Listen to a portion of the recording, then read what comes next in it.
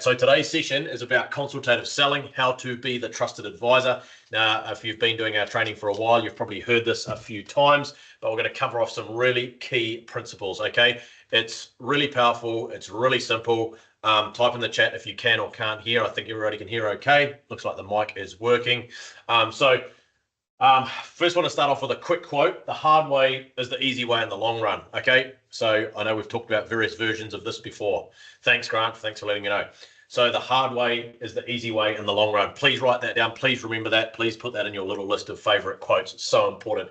So we're going to talk about consultative selling, how to become a trusted advisor.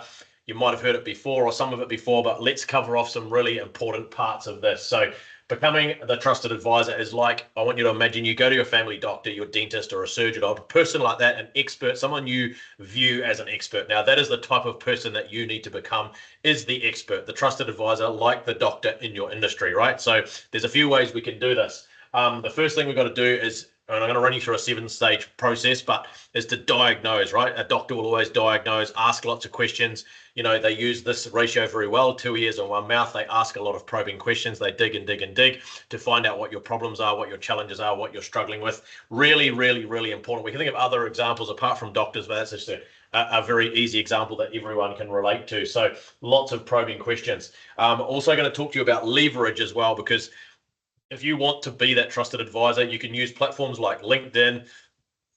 Yes, I will, Grant. No worries. It is the hard way is the easy way in the long run. One of my favorite quotes. I wanted to share that with you guys.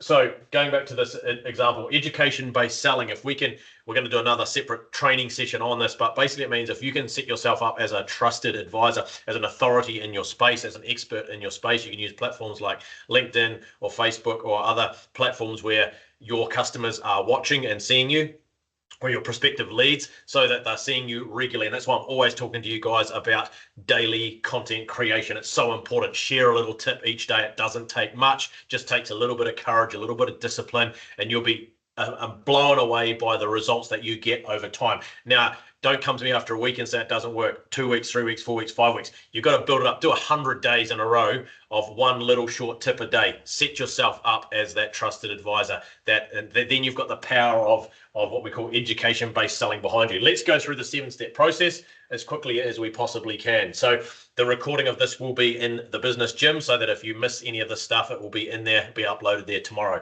The 7 steps. Number 1, planning, research, objectives. Okay, so the more prep you do, the more confidence you will have, whether it's a face-to-face meeting, whether it's a phone meeting, whether it's an online meeting. I do a lot of my meetings online, a few face-to-face, but and over the 23 years of selling, I've done a lot of face-to-face, a huge amount of face-to-face, huge amount on the phone, huge amount using platforms like Zoom and Teams. And I can tell you for free that the more planning and research you do before the meeting, the better.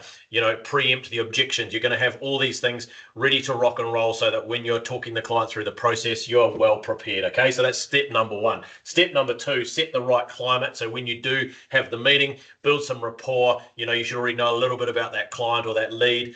Build some rapport, build some trust. You know, I'm a big fan of, you know, things like, you know, thanks a lot for making the time for me today. I really appreciate it. You know, how's the family, or, you know, tell me a little bit about yourself.